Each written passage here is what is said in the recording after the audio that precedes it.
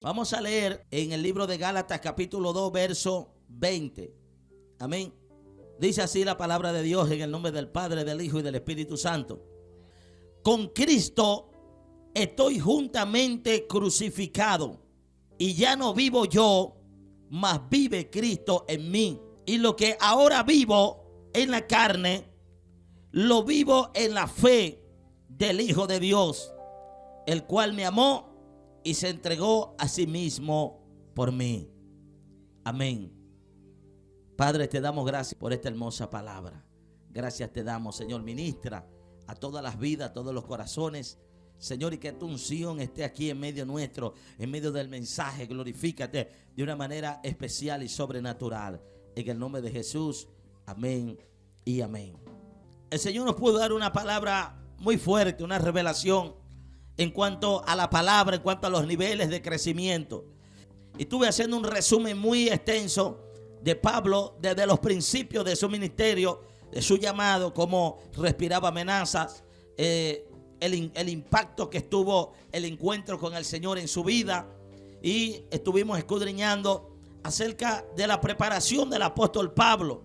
Una de las cosas que me llama la atención es que él no va directamente a predicar la palabra como alguna gente cree. Algunas personas creen que Pablo tuvo un encuentro con el Señor y cuando Ananías ora por él y las escamas caen de sus ojos, piensa que él salió a predicar de una vez. No, él dice más adelante, creo que ahí mismo en el libro de Gálatas, que él no subió inmediatamente, dice la palabra de Dios, sino a consultar con carne o sangre, dice con hombre, sino que él oró al Señor y se metió en una profundidad del Espíritu a investigar sobre Jesús, porque se hablaba de un tal Jesús, se hablaba de una secta de los nazarenos.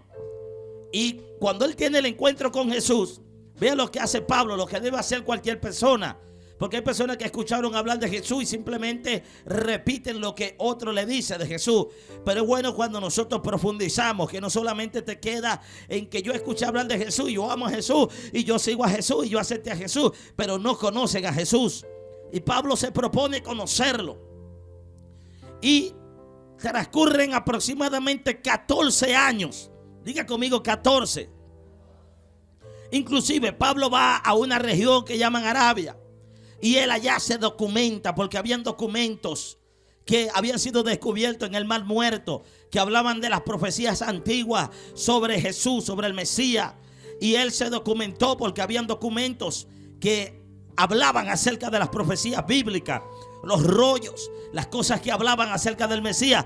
Y él literalmente empieza a comprobar todo lo que la profecía hablaba de Jesús. Y cuando él empieza a orar y empieza a tener los relatos de lo que Jesús vivió, de cómo vivió, cómo nació, cómo murió, cómo resucitó y todas las cosas, él se da cuenta que hay una coincidencia entre lo documentado, lo vivido y lo experimentado en el Espíritu. Es donde Pablo tiene ese arraigo tan fuerte, una conexión tan profunda con respecto a Jesús, con respecto a Dios, que es donde él literalmente se transforma realmente en el apóstol, el cual fue llamado desde el principio para ese nivel de predicación. ¿Qué me está diciendo a través de todo este relato? Que una persona nunca va a poder llegar a un nivel poderoso en Dios y a manifestar la gloria de Jesús, a vivir los niveles de Jesús, si no le conoce a Él realmente.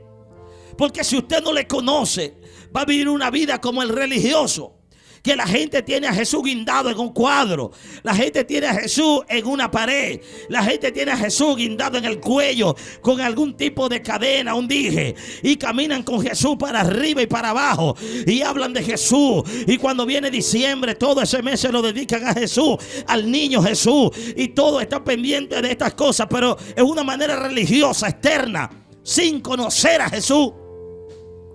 Pero que esos son los católicos. Pero es que no es nada más ello, porque cuando usted ve la palabra de Dios, usted se da cuenta que los discípulos, cuando iban en la barca, que Jesús iba camino a Gadara y él va en la barca con ellos, él iba cruzando en aquel momento el mar de Galilea. Usted se da cuenta que se levanta una tormenta enorme y vienen unos vientos contrarios y empiezan a soplar de una manera increíble, y ya la barca se anegaba, ya ellos estaban dando que estaban muertos, y ellos corrieron allá y le despiertan al maestro y le dicen: Jesús, mira, estamos que perecemos, levántate, no tienes cuidado de nosotros que perecemos. Y Jesús se levanta y va durmiendo, estaba tranquilo, y le dice: ¿qué les pasa a ustedes? Ustedes no tienen fe. Y dice la palabra que reprendió los vientos y le dio una orden, le dijo: ahora callen, y reprendió, y dice que cesó la tempestad. Hasta ahí todo estaba bien, porque Jesús respondió al llamado de ellos, y Jesús intervino en el momento y no hubo más tormenta, no hubo más tempestad. Pero la pregunta es lo que dicen ellos después. Es lo que me da a entender que mucha gente anda con Jesús pero no lo conoce, porque enseguida ellos se preguntaron: ¿quién es este que aún el viento y el mar le obedece? Si usted pregunta quién es este, es porque no le conoce. Iban en la barca, estaban con él, mas no le conocía. Y Cristo quiere algo más, que le clames a él solamente en los momentos difíciles. Él quiere que tú le conozcas a él, que le conozca a él, que lo conozca a él. Hay gente que claman a Jesús y Jesús le responde. Vea, la típica reacción de sorpresa de a quien le clamaron. Usted no se da cuenta de gente que claman a Dios por un milagro, y cuando el milagro aparece no lo creen. No lo puedo creer, pero usted lo acaba de pedir. Y eso fue lo que pasó allí. Ellos caminaban con Jesús. Jesús les dijo: vamos a cruzar hacia el otro lado. Fueron, caminaban con él, ya tenían años caminando con él, y preguntan: ¿quién es este que aún el viento y el mar le obedecen? ¿Quién es este? Porque no le conocían. Cuando vemos este nivel de Pablo de aprendizaje del Señor, yo me di cuenta que él se propuso algo primero. ¿Cuál fue la proposición de Pablo? Según los relatos históricos y según de todo lo que vemos, que Pablo se enfocó en algo primero. Que Pablo se enfocó en primero conocer quién era al Jesús que él iba a predicar. Él se enfocó primero a escudriñar quién era él. Él dice que: y no bajé inmediatamente como los demás apóstoles, sino que me propuse investigar. Y dice que investigó, se documentó, se empezó a preparar en una profundidad. Y eso fueron años de estudio, años de conocimiento, años de preparación. Cuando Pablo empieza el ministerio, Pablo empieza a imitar lo que hacía Jesús. Pablo empieza a moldear su carácter. Pablo empieza a doblegar su yo interno. Pablo empieza a predicar en un nivel fuerte. Por eso es que el ministerio del apóstol Pablo arranca con mucha fuerza y con mucho poder y con muchas señales. ¿Por qué? Porque fue un ministerio que primero conoció al que iba a predicar. Ahorita mucha gente habla de Jesús pero no le conoce. Mucha gente habla de Jesús de una manera increíble, que si usted lo oye, lo convence. Si usted le habla, usted escucha gente hablando de Jesús, convence a la persona, porque está hablando de alguien que tiene poder, y cuando tú hablas de él, el poder se manifiesta. Pero hay algo más allá que hablar solamente de Jesús. Es conocer a Jesús, es vivir su nivel, es meterse en él y que él se mete en ti. Es una comunión, es moldear el carácter de Jesús. Que Jesús se convierta en tu modelo de hablar, que Jesús se convierta en tu modelo de caminar, que Jesús se convierta en el modelo a seguir como es el cristiano verdadero. Eso es lo que Dios quiere en nuestra vida. Y para poder llegar él allí, él se metió en los niveles de los cuales yo hablé ayer. Yo hablé de varios niveles, pero Dios me seguía hablando de niveles. Fue el principio de que cuando hablamos de las cosas de Dios, las cosas de Dios pareciera que estuvieran invertidas. Es como el mundo al revés. Que es el mundo al revés, que la gente camina hacia adelante, pero de repente para Dios el caminar en el reino de Dios es como caminar para atrás. Por eso encontramos en las parábolas que enseña Jesús y en las enseñanzas de Dios es que más bienaventurado es dar que recibir. Pero en el mundo no, en el mundo es mientras tú más recibas, más tienes. Pero en las cosas de Dios es que mientras tú más das, más tú tienes. Entonces, ¿quién me explica eso? ¿Cómo? Que los principios de Dios son al revés en algunos casos. Vea, pero cuando hablábamos de los niveles en Dios, estamos hablando que los niveles de Dios se miden hacia abajo. ¿Por qué? ¿Por qué tiene este principio? Esto tiene una razón, tiene un sentido. De que el mundo proyecta el crecimiento del yo y del ego personal. Y mientras más grande tú eres, más exitoso eres más importante, y es donde se mete la corriente de crecimiento y de desarrollo del ego personal. Por eso es que usted ve mucha gente nombrándose apóstoles, porque tienen el ministerio apostólico como que el ministerio del apóstol es más grande que el ministerio del pastor, que el ministerio del profeta.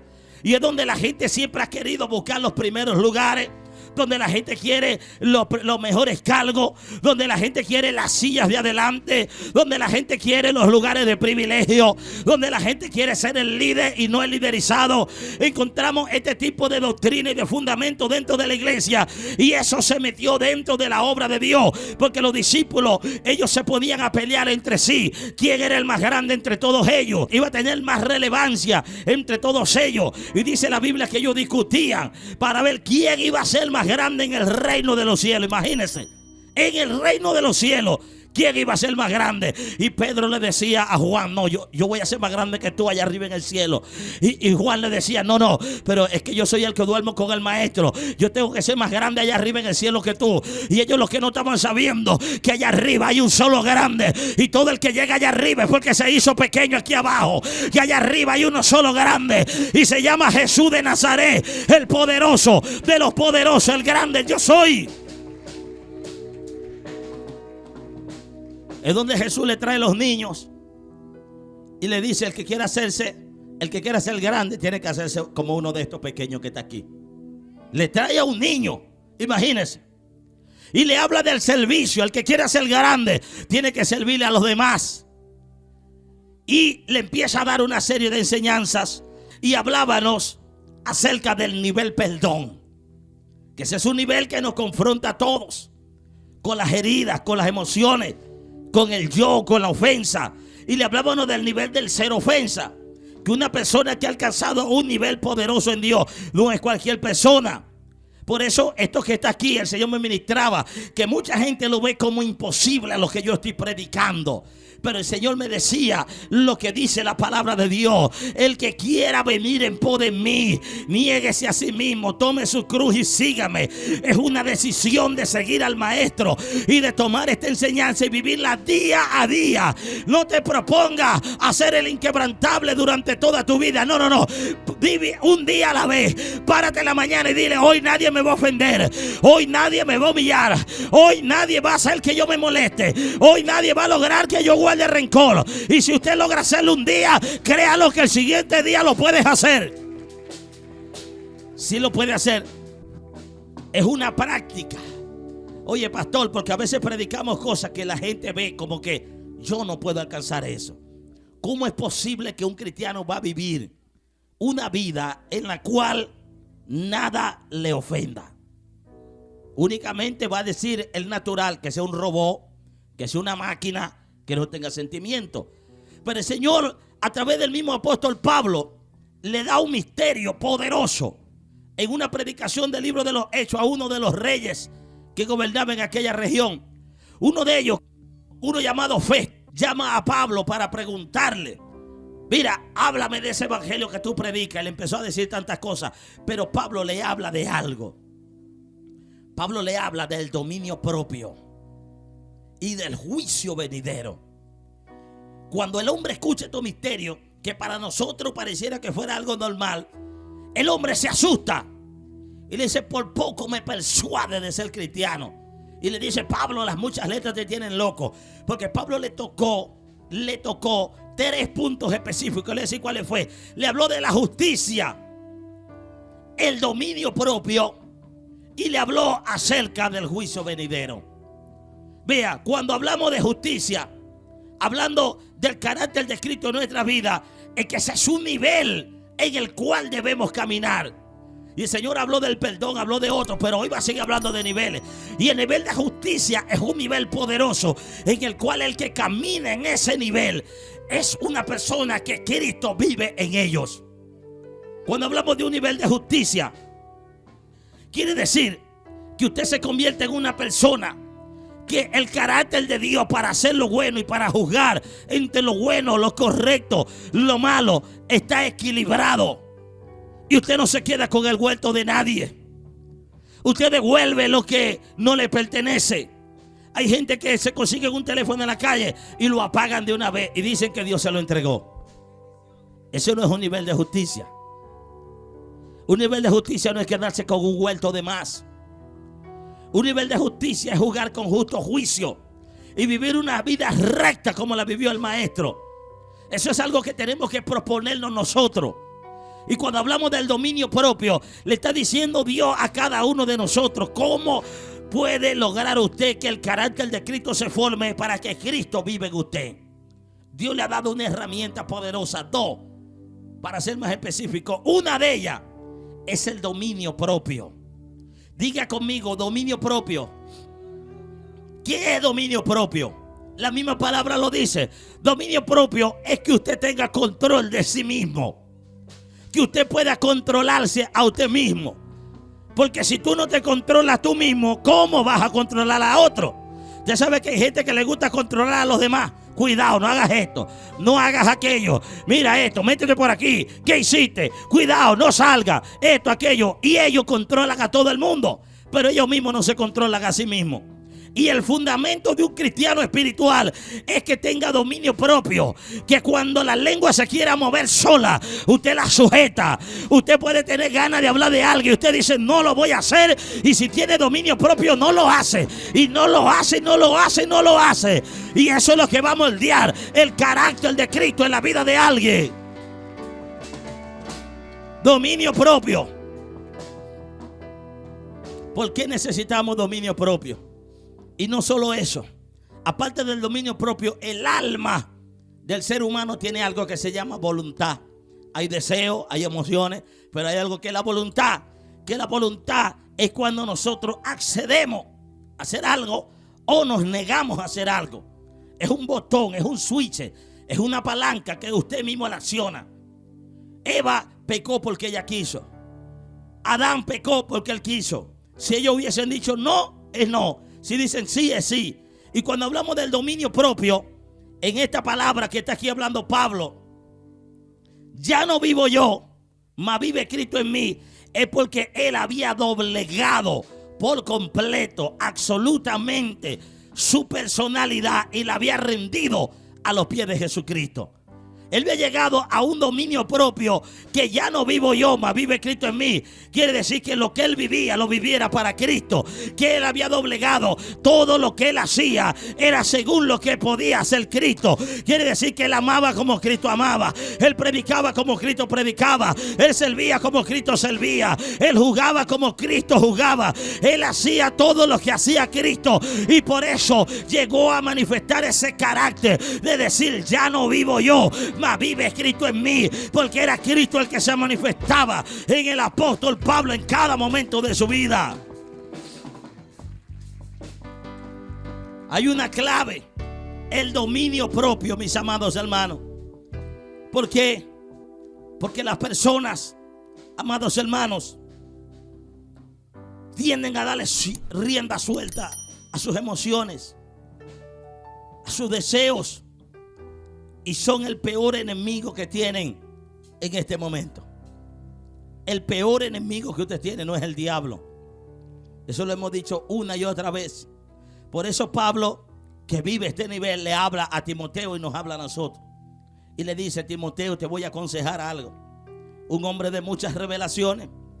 Pablo, un hombre que está dando una cátedra de lo que es el mundo espiritual en el libro de Efesios.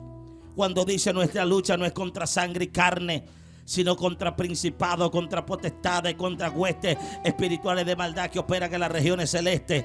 Pablo, el cual nos está dando una cátedra de lo que es la guerra espiritual, nos dice: por tanto, tomad toda la armadura de Dios, con la cual podrá resistir en el día malo, ceñido vuestros lomos con la verdad. Toma el escudo de la fe, el yelmo de la salvación, y sobre todo la oración y la espada del Espíritu, que es la palabra. Vea lo que está hablando Pablo.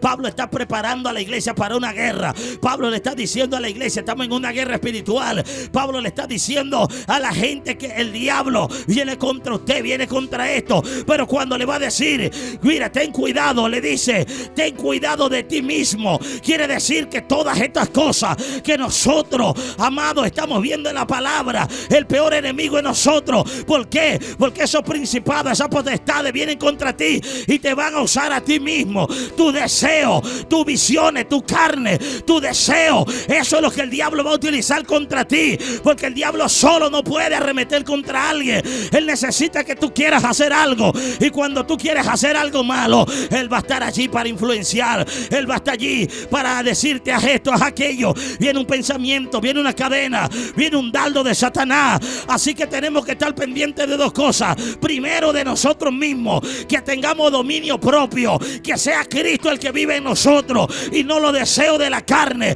Eso es lo que tenemos que buscar, porque ya tenemos que levantar una generación diferente. Tenemos que levantar gente, amado hermano, que hace guerra contra el diablo, pero ellos mismos se hacen caer. ¿Cuánta gente después de predicar, ellos mismos caen? Ellos mismos cometen pecado, y no es Satanás que los incita. Hacen cosas por sí mismos que no son de Dios. Cuando hablamos de nivel en Dios, un nivel poderoso en Dios, para que alguien sea usado por Dios, para que alguien pueda vivir esto que está aquí en la Biblia, que Cristo viva en ellos. Yo anoche decía que Cristo pasaba por algunas casas, pero no es eso lo que quiere Dios. Dios quiere vivir, habitar en un lugar. Quiere permanecer allí. Pero solamente Cristo va a vivir en gente que tienen dominio propio. Una persona que cuando ve lo malo tiene el control absoluto de su vida para decir: no lo voy a hacer. Es una persona que se guarda, se reserva ciertos apetitos de la carne y prefiere sacrificarlo con tal de agradar al Señor, con tal de no contristar al Señor, con tal de que el Señor siga viviendo allí. Entonces tenemos que tomar una decisión. Vea por qué hay que tomar una decisión. Si yo tengo un huésped en mi casa tan ilustre, tan importante, tan relevante como Jesús, porque de repente Él es tan sensible que si yo pongo un reggaetón, una changa mundana ahí, Él va a decir: yo me voy. Y ese es el motivo por qué Jesús no vive en algunas casas de muchos hermanos.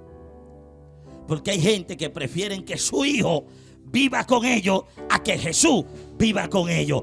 Porque le complacen el pecado a los hijos. Y los hijos meten cerveza en la nevera. Los hijos beben ron en la casa del cristiano.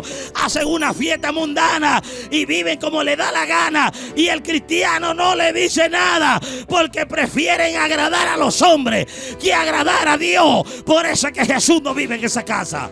A su nombre. ¿Quién vive en tu casa? ¿Vive Jesús? Porque si Jesús vive en esa casa, ahí no puede haber grito. Porque la Biblia me dice a mí: apártese de vosotros toda gritería. Eso lo dice la Biblia. Entonces Jesús quiere vivir en una casa. Escuche bien, porque me voy a empezar a meter en revelación aquí. Hay unas instrucciones escritas en un libro que se llama la Biblia. Que en ese libro Jesús pone las condiciones para él vivir en alguien. Escuche bien, no es para salvarlo nada más. No es nada más para perdonar los pecados. Ese es el principio. Vea, el principio de Jesús es este. Vea, aceptarlo como Salvador, y la salvación es gratis. ¿Cuántos fueron borrados sus pecados del pasado? ¿Y cuántos son nombres están escritos en el libro de la vida? Y así sucesivamente. Le hago muchas preguntas. ¿Cuánto ha sentido la presencia de Jesús en su vida? Pero cuando hablamos de cuántos, Jesús vive en ellos. Porque para Jesús vivir en alguien, escuche bien esto, hay un manual que se llama la Biblia.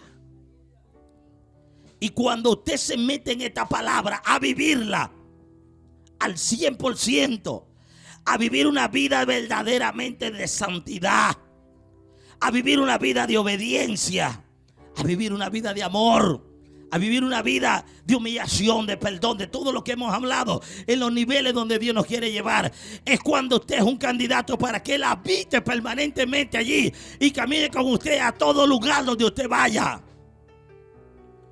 Pero si en su casa lo que hay es grito, a Cristo no le gusta eso, porque Él lo dice aquí. Él lo dice en su palabra. Él dice, bienaventurados los limpios de corazón, pero hay gente que todavía el corazón de ellos está lleno de resentimiento, de alguien que le hizo algo hace muchos años atrás, que lo violó, que lo maltrató, que lo humilló, que lo dejó, que lo ofendió, que le hizo miles de cosas y no lo ha querido perdonar. ¿Y por qué Cristo no vive en ese corazón? Porque todavía hay resentimiento, porque todavía hay falta de perdón, porque todavía hay algo en tu corazón que no has perdonado a alguien que te hizo daño. Entonces hay requisitos para que Jesús viva en alguien. Porque el tener a Jesús en un madero, en una cruz, en una foto, cualquiera la tiene. Eso lo hace un religioso, cualquiera lo hace. Usted no ve que alguien puede tener a Jesús guindado en un madero, pegado detrás de la puerta de la casa. Y en esa casa se dice grosería, se roba, se mata, se viola, se hace miles de cosas. Pero tienen a Jesús ahí. Y el domingo van a la misa. Y el domingo va que se confiesan. Pero es lo mismo. ¿Sabe por qué es lo mismo? Porque muchas veces la gente viene, ay pastor, dice esto que es malo, pero cuando sale lo sigue haciendo, porque no hay un arrepentimiento genuino, no hay un cambio en la conducta. Es mejor que no digas nada, pero que cambie. Es mejor que transformes tu vida. Es mejor que cambie antes que estés ahí cada ratico haciendo lo mismo y viviendo la misma vida pecaminosa que lleva igual que el impío. Para Cristo vivir en una vida tiene que tener condiciones específicas. Tiene que haber un cambio verdadero. Tiene que haber una transformación verdadera en el hombre. Para que Cristo no solamente te acompañe, sino que viva dentro de ti. Y yo le compruebo por la Biblia gente que caminó con Jesús y no le conocen. Yo estaba recordando aquellos dos hombres que están en el libro de Lucas 28. Jesús venía con ellos. Jesús venía con ellos. Y le empezó a hablar de las escrituras desde el principio hasta el final. Y cuando llegan a cierto lugar, Jesús se desaparece. Le dice, yo me voy, me tengo que ir. Y ellos le insistieron en que entrara. Y él entró y se quedó con ellos y cenó con ellos. Pero vea la diferencia grande. Después le dijo, yo me voy. Escuche esto, vea. Insistieron en que entrara, pero no se quedó en la casa. Y esto me hace entender la vida de muchos cristianos que caminan con Jesús. Jesús le habla de la palabra, caminan. Él no se quiere quedar allí, hermano, porque ahí no hay humildad. Cristo no vive en alguien con resentimiento. Cristo no puede vivir en una persona que está amargada. Cristo no vive en una mujer que no se sujeta a lo que dice la Biblia. Cristo no vive donde están los leprosos. El Señor me revelaba a mí por qué los 10 leprosos andaban juntos. Porque un leproso busca a otro leproso. Por eso es que el Señor me ministraba así, vea. Casas de leprosos. Porque es una casa de leprosos. Porque el dueño de la casa es chismoso, es murmurador y es criticador. Y tiene ciertas amistades. Y son los que siempre llegan ahí. Son los mismos de siempre. A escarnecer, a murmurar, a criticar, a señalar, a hablar mal de este y hablar mal del vecino, de la iglesia, de todo el mundo. Y todos los que están juntos allí, todos son leprosos. Por eso en el libro de Lucas, cuando Cristo venía caminando de lejos, dice que los leprosos vieron a Jesús. ¿De dónde? De lejos. Pero ahí donde ustedes están, ahí no me meto, ahí no me paro, ahí no voy a llegar. A su nombre. En ese tipo de casa, en ese tipo de hogares, Jesús no vive ahí. No vive. Por eso encontramos una congregación de leprosos juntos allí. Lo encontramos, se reunían, habían 10, imagínate. Y eso se fueron añadiendo uno, porque eso empieza por uno. Tiene que haber uno que tenga lepra y alguien que le gusta el chisme. ¡Pum! Se conectó. Hay 2 leprosos. Y si hay alguien que le gusta el chisme, ese también se pone leproso. Por eso a veces usted está en la iglesia y usted está tranquilo, pero se va a conseguir a alguien que le va a decir: te tengo la última. Y si usted sabe que del mundo usted venía con esas ataduras del diablo, entonces usted no le va a hacer caso a esa gente. Pero cuando la gente se une, leproso con leproso, entonces como que ellos ven la gloria de Dios. Ay, Dios mío, ¿qué me va a decir? Yo te quiero escuchar. Espérame ahí que mañana voy para allá. Jesús no vive ahí. Jesús no vive ahí. Yo le voy a decir dónde vivía Jesús y dónde no vivía Jesús. Porque Jesús va en un momento caminando y habla con ellos, pero no entra. A mí me llama la atención, es que él no entra. Estamos hablando, ya no vivo yo, más vive Cristo en mí. En esa casa donde Jesús tenía que quedarse, entró nada más. Escucha bien, entró nada más y se sentó con ellos y empezó a hablarles de la palabra, desde el principio hasta el final. Porque así es Jesús. Jesús nos habla de la palabra, pero cuando tiene que quedarse allí, no se queda. Y dice que cuando partió el pan, se desapareció de su vista. O sea, no se quedó. No habitó. Y ellos le insistían que se quedara con él. Y hay gente que están insistiéndole a Cristo: ven, ven, ven, quédate aquí, quédate conmigo, dame tu gloria, dame tu poder, dame tu unción. Pero tienes que preparar la casa primero para que esa unción pueda fluir, para que él se quede. Prepara primero la habitación, prepara la casa. Hay que barrer, hay que limpiar, hay que sacar, hay que desinfectar, hay que sacar el hongo, hay que sacar la basura, hay que sacar el gusano, hay que sacar los malos olores. Hay que sacar todo lo que no le gusta a Jesús en una casa para que él pueda vivir en ella, para que pueda permanecer allí. Es la importancia de preparar la atmósfera, el lugar para que Jesús viva. Ya no vivo yo, más vive Cristo en mí. ¿Y sabe lo que decían ellos? Con razón no ardía nuestro corazón cuando nos hablaba de la palabra. Quiere decir que mientras Jesús le hablaba, había un gozo en el corazón de ellos, porque la palabra que le estaba dando era una palabra viva. Era una palabra de bendición, una palabra que en ellos causaba un impacto. Por eso es que aunque la palabra sea fuerte y la palabra corrija y sea como un hacha que cae sobre alguien, es una palabra que al final produce gozo, porque es una palabra de parte de Dios para transformar la vida de alguien en este lugar. Alguien que Dios quiere que no se quede como está hasta hoy, sino que Cristo quiere habitar en una mujer para ser usada en el gran avivamiento. Dios quiere habitar en la vida de un hombre para usarlo en el gran avivamiento, para usarlo en un nivel poderoso. Jesús necesita que tú tengas las condiciones para él vivir allí. Para Jesús vivir en alguien, esa persona tiene que ser humilde. Usted no ha escuchado gente diciendo: es que yo soy humilde. Si usted escucha a alguien diciendo que es humilde, no es humilde, porque no eres tú el que dice que eres humilde. Son los frutos que tú das que dicen si eres humilde o no.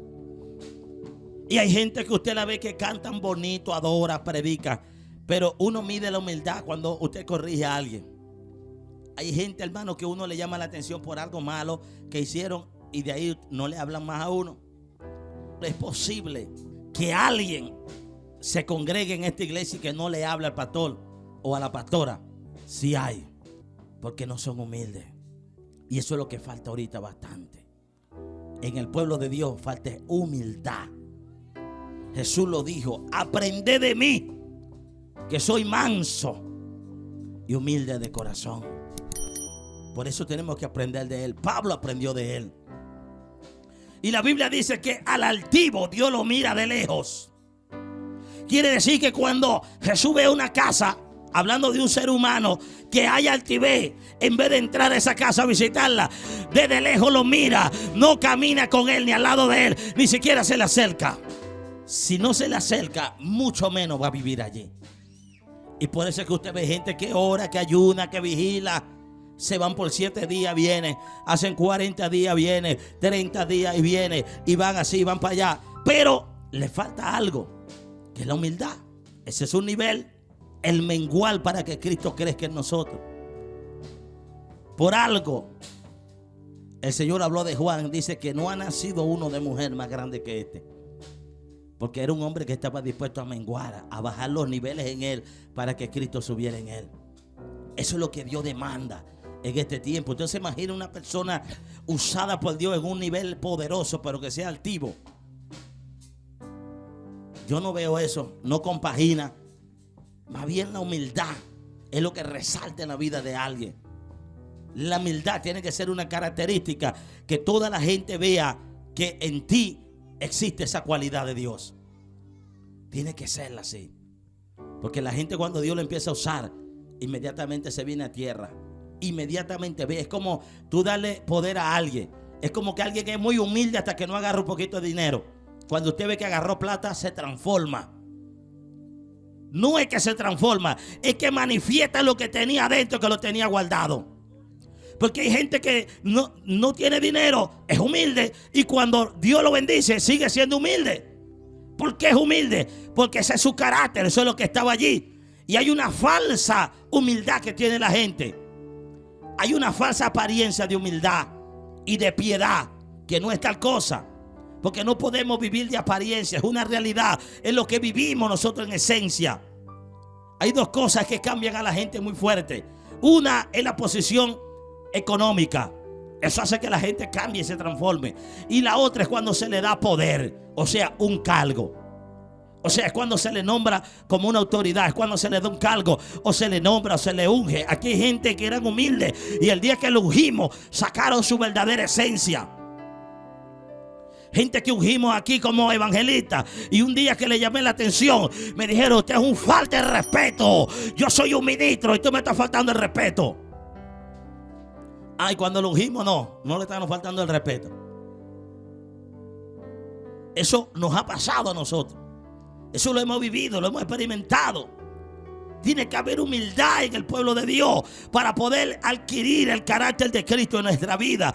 Humildad, sencillez, no importa donde Dios nos lleve, amados hermanos, porque Dios está a la expectativa de ver a alguien humilde para Él depositar la unción, para Él depositar la gloria. Pero Él está escudriñando los corazones, Él está escudriñando los espíritus de la gente, a ver quién es humilde, quién entre nosotros es humilde. A ese es que Dios está señalando en este tiempo para el gran avivamiento, para derramar poder, unción, porque sabe que el que es humilde no va a atropellar a nadie con esa unción. El que es humilde, cuando Dios le dé ese poder, no va a estar exigiendo que me den real, que me traten así, que me traten asado. Están dispuestos a sufrir, porque si Cristo sufrió y Él vive en nosotros, padeceremos por la causa de Cristo también. Ya no vivo yo, más vive Cristo en mí. El anhelar que Cristo vive en nosotros, así como es un beneficio de unción, de poder, de gloria, también implica un sufrimiento. Porque el ministerio de Pablo es un ministerio sufrido. Aunque Cristo vivía en él, era un ministerio sufrido. Pero ¿cómo es eso? Que viviendo Cristo en él era sufrido. Porque Cristo sufrió, a pesar de que era Dios, de que tenía el poder y tenía la unción, también fue perseguido, fue murmurado, fue criticado, fue señalado, fue aborrecido, fue despreciado, fue golpeado, fue escupido, fue desechado por su generación hasta que lo mataron. Entonces, cuando Pablo dice: ya no vivo yo, más vive Cristo en mí, él también recibe de Cristo los padecimientos. Él recibe la carga de Cristo en nuestra vida. Y ese es el problema de la gente, que la gente de Cristo quiere la unción y quiere el poder, pero no quiere el sufrimiento. No quiere que lo critiquen, no quiere que lo murmure. Cuidado si dicen algo de él. Si alguien dice algo de mí, cuidado, te meten en problemas. Esto hay que resolverlo. De mí no se habla. Ese es el carácter de muchos cristianos. Si usted no soporta que alguien diga algo malo de usted, olvídate de ministerio, no calificas. Estás reprobado para un ministerio. Si usted, cuando escucha que alguien dice algo de usted que no es verdad, que es mentira, y usted no soporta eso, esa presión, Eso es un impacto, porque es un impacto. Estás recibiendo una noticia. Estás recibiendo una información. Está haciendo un ataque directo a sus emociones. Hay dos opciones allí. Hay dos opciones. Por eso, uno de los niveles fuertes, la Biblia dice, el simple todo lo cree. Y cuando está hablando el contexto, me habla del chismoso, del murmurador, del que critica, del que señala, pero habla del simple. Porque para que un chismoso tenga efectividad, tiene que encontrar a un simple que crea lo que le están diciendo. Tiene que creerlo. El simple todo lo cree. ¿Cuál es el nivel? Así como hay un nivel de barrera que nada me ofende, hay un nivel de barrera, lo perdono todo, perdón automático. El perdón automático es que cuando usted escuchó que alguien le dijo algo, de una vez usted, Señor, yo lo perdono. Rápido, rápido, no espero que pase ni un segundo. Amén, está perdonado. Señor, oro por él, lo pongo en tu mano. De una vez, automático. A veces la gente necesita un ritual para el perdón, pero me di cuenta que no tiene efectividad. El que es perdonador lo perdona de una vez, sin reunión, sin charla, sin nada. Se va de rodillas delante de Dios. Señor, yo lo perdono de una vez. Señor, te lo entrego en tu mano. Rapidito, Señor, mi corazón está limpio. Eso lo hace el verdadero cristiano. El verdadero cristiano hace eso. Pero cuando tú reúnes a dos donde vive Cristo, esos dos se aman. Solamente con la mirada usted ve el amor que fluye. Solamente con las palabras fluye el amor. Fluye el amor de Cristo en ellos. Fluye de una vez. Cuando alguien Cristo vive en ellos, se le ve en la mirada. Porque ya lo ha perdonado hace rato ya. No tiene nada que perdonar. Porque vive en un perdón de verdad automático. Vive esa vida. Cuando Cristo vive en alguien. Escuche la clave. No creas nada de lo que te digan. Porque si no eres un simple. Y el simple todo lo cree. Todo lo que le vienen a decir lo cree. Su corazón se dañó automáticamente. Por lo que escuchó y lo creyó. No dijo eso. Satanás usa pastor y el que no es pastor también. El diablo usa a quien sea. Usó al apóstol Pedro, usó a los discípulos, usó a todo el mundo. El diablo, el único que no pudo usar fue a Cristo. Por eso es que Cristo es el que tiene que vivir en ti para que el diablo no te use. Si Cristo es el que vive en ti, el diablo no te puede usar. Ya no vivo yo, mas vive Cristo en mí. Pero si vives el chisme, si vives la murmuración, si en ti vive la crítica, si en ti vives el dolor, si en ti vive la simpleza, si en ti vive el pecado, entonces el diablo sí te puede usar. Siendo evangélico, te usa. Porque hay algunos que vives el diablo, hermano. El diablo se mudó para esa casa y vives ahí. Y le voy a decir cuáles son la gente más fuerte para la liberación. La gente que le da cabida al diablo conscientemente. Porque conscientemente invitan a Satanás a su vida a través del pecado. El pecado es el título de propiedad. El diablo te presenta el pecado como algo bueno, como algo atractivo. Así es el pecado. Por eso Eva, cuando vio el fruto de la ciencia del bien y del mal, Eva dice que era codiciable. Y era codiciable para los ojos y para alcanzar la sabiduría. Le puso un fruto que era codiciable. Pero a la vez el pecado es el título de propiedad de tu casa, cediéndosela a Satanás. Literalmente, cuando alguien practica el pecado, esa persona se convierte automáticamente en una habitación del enemigo. El que practica el pecado es del diablo. Eso lo dice la Biblia. El apóstol Juan, el íntimo, el más cercano del maestro, el que dormía al pecho del maestro, dijo: el que practica el pecado es del diablo. Escucha bien, no dice el que peca, es del diablo. El que practica el pecado es del diablo. O sea, hay una diferencia entre pecar y entre practicar el pecado. Quiere decir que una persona le puede fallar a Dios en cualquier momento, porque no hay hombre que no peque. En cualquier momento a uno le puede cometer una falta, puede cometer un error, puede cometer una falla. Y en ese momento vamos a los pies de Cristo y allí nos limpiamos con la sangre del Cordero. Él nos limpia, Él nos cambia, Él nos transforma. Inmediatamente Él sabe que somos débiles y corremos a los pies de Él y hay un perdón. Pero yo estoy hablando a la gente que se convierte en habitación de Satanás. Son los que viven pecando y ya están habituados al pecado y viven haciendo lo mismo y no cambia. Pasa un mes y siguen haciendo lo mismo. 2 meses y tienen 1 año en la iglesia y siguen pecando en lo mismo. 3 años en lo mismo, 5 años en lo mismo. Entonces en ti no vive Cristo, en ti vive Satanás, porque tiene autoridad por el pecado. La práctica del pecado le da la autoridad a Satanás sobre una vida. Por eso es que vemos gente con años en la iglesia y no cambian. ¿Qué lo tiene encadenado? ¿Quién lo ata? El pecado y la práctica del pecado es la que lo tiene así. Por eso debemos, amado hermano, romper con todo este tipo de práctica. Cristo es el que tiene que vivir en nuestra vida. Cristo es el que tiene que vivir en nuestra habitación. Pero Cristo en algunos desaparece, hermano. Léase Lucas 28, cuando partieron el pan se desapareció de su vista. Hay gente que Cristo vivía en ellos y de repente se desapareció. ¿Por qué? Porque no está de acuerdo con algunas áreas en su vida. En vez de desaparecer, tiene que quedarse. Tiene que permanecer allí. ¿Dónde Cristo vivía? ¿Dónde Cristo frecuentaba? La Biblia me habla de una casa de 2 hermanas y de un hombre que eran amigos de Jesús. Camino de Betania, Lázaro, María. Aunque había más casas por el camino, él se quedaba a ver ahí. Porque allá había una mujer llamada María que vivía a los pies del maestro, que lo adoraba, que le servía, que era bienvenido a ese lugar. Cuando Lázaro se murió, dice que Jesús se compungió en el espíritu y lloró. Y cuando llegó a la tumba, dice que se lamentó en voz alta. Y toda la gente que estaba allí dijeron: verdaderamente le amaba. Verdaderamente le amaba.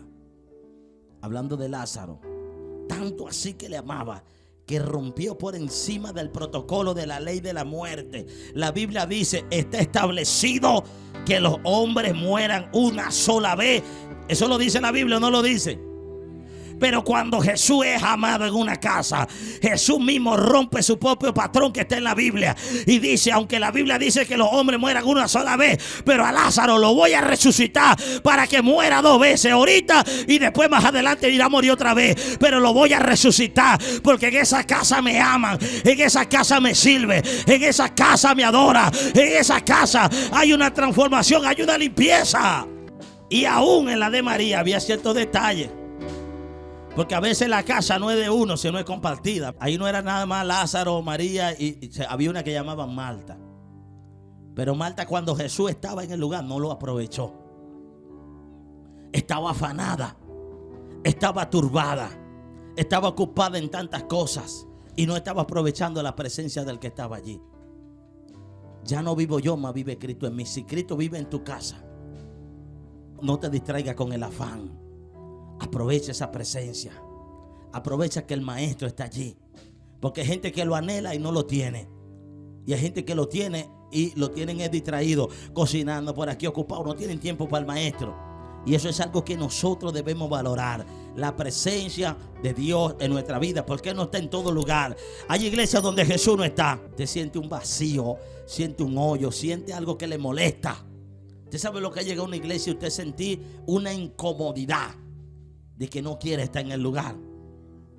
Y hay lugares donde usted llega que usted anhela estar allí, anhela no salir nunca de ese lugar, porque allí está Dios. Ya no vivo yo, mas vive Cristo en mí.